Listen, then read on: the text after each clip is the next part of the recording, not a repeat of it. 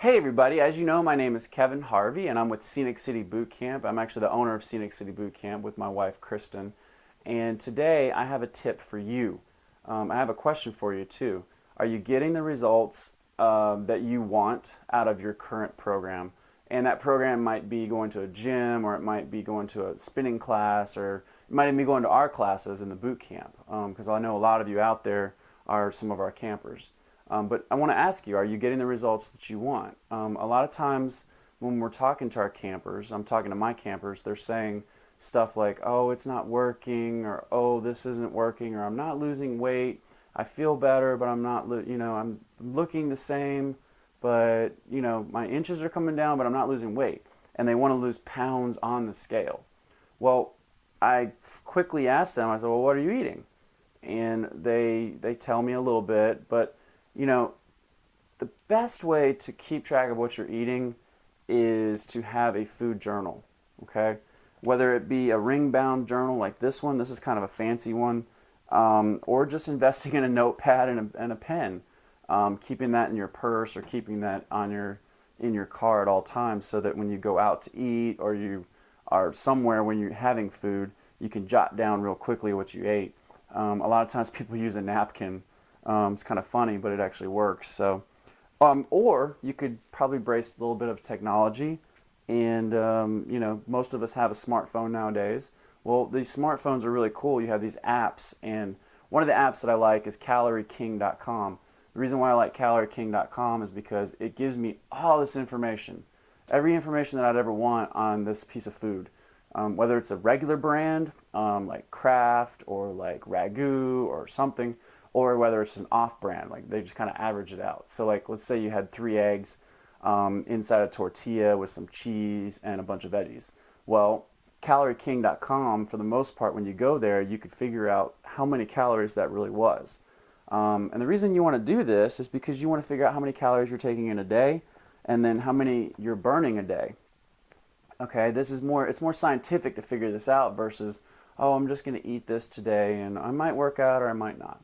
If you're wanting to lose 8 to 12 pounds or 15 pounds in a month, that can be done, but it has to be done in a way, you don't want just a calorie deficit. You don't want to just take in 500 calories a day like I've heard some diets out there tell people to do. Okay, if I took in 500 calories a day, I'd have a deficit of 1,600 calories a day. If I took that times 3 to 4 to 5 days a week, of course I'm going to lose weight, but I'm not going to lose the right kind of weight. I'm going to lose water weight. I'm going to lose a little bit of fat. I'm going to lose mainly muscle. And you don't want to lose muscle on any of these programs. So I wouldn't do those diets out there, the 500 calorie a day diets, or the other crazy diets out there. Just don't do them. But let's get back to the journal. So the daily nutrition and exercise journal, there's a place here for what you did that day and exercise. And then over on this side, this is what I want to talk about. It's meal 1 through meal 6, and let's say you're only eating 2 meals a day. Well, I want you to try and get at least one more. Okay, 2 meals a day, you're probably under eating, and that's probably why you're not getting the results you want. But if we can get you to 4 or 5 meals a day, even 3 solid meals, and then maybe 1 or 2 snacks. Snacks might be like an apple with some handful of nuts, or it might be string cheese, those kind of things. That's what I mean by snacks. Or it could be a protein bar, or it could be a protein shake. But I want you to track it. And so we've got our calories, got our proteins, our carbs, our fats, and then I also want you to write down your sugars and your sodiums. All right? And, if you do this for a week, it's not necessarily for me for you to do this. Now, I'll look at it and I'll critique it and those kind of things, but it's really for you to have an awareness of how much you're eating.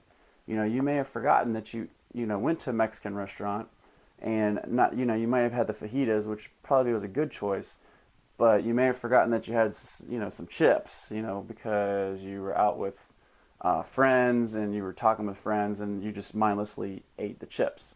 Well, if you mindlessly eat, you could be eating 1,600 to 2,000 extra calories.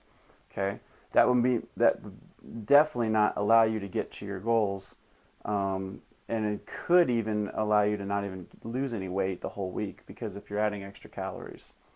So we don't want to do that. All right, so let's stop playing darts in the dark. We're going to take our food and try and hit that target, which is our goals, our weight loss goals. But now we're in the dark, okay? That's because you're not keeping a journal, okay? So the journal is very, very important. Now, I'm not saying you have to do it forever, but it's a very good thing to do for the first 3 or 5 days in a row, just to get a pattern of what you do. So when we eat, most of us have anywhere from 7 to 10 different foods a week anyway. We don't really change it up. You probably don't eat 20 different foods out there. Chicken, rice, vegetables, turkey, green beans, sweet potato. I don't know what people eat, but for me, I eat anywhere from 6 to 8 different foods a week, and that's it. Because once I find something that works, I stick with it. Keep a journal, track your results. Maybe even take your weight, and then a week later take your weight again. And if you're up, that means during that week sometime you kind of screwed up, you messed up. If you're down, that means you did good. I'm going to take it one step further, though. I always recommend, if somebody is not getting the results, to weigh every single morning. And the reason why is because even if you're going down the pounds or ounces every morning, let's say you're going down 2 ounces in a morning, and then the next day you went down 4 ounces, well, you're losing weight, which means yesterday you did good, okay? So it may not be the 2 or 3 pounds that you're looking for on the scale, but at least it's showing you progress on that scale. All right, now if you're doing it once a week, you have a whole week to screw up. So that's what I would do, and that's what I do, is I weigh every morning. If I ate something bad yesterday, I know how I'm going to be. I'm going to be up or I'm going to be down. So, you decide if if you know that you ate something bad that day, whether or not you want to weigh yourself. I usually do, just to show myself, yeah, guess what? You didn't get away with it.